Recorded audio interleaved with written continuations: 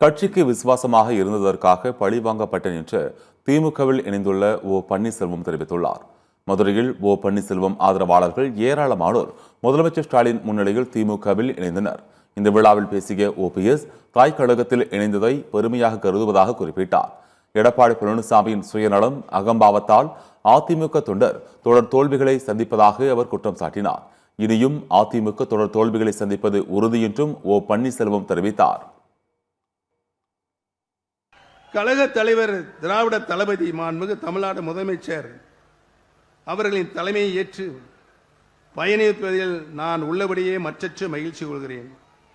எங்களை தாய் கழகத்துடன் இணைத்துக் கொண்டதில் பெருமையும் கொள்கிறோம். என் வாழ்நாளில் இருவரை திராவிட கொள்கைகளை என் உயிர் மூச்சாக கடைபிடித்து அதில் சிந்தாந்தத்தையும் விட்டுக் கொடுக்காமல் கட்டி காக்கும் மாண்புமிகு தளபதி அவர்கள் தலைமையில் செயல்படுவேன் என்பதை என் வாழ்நாள் லட்சியமாக இன்று நான் தெரிவித்துக் கொள்ள கடமைப்பட்டிருக்கிறேன்.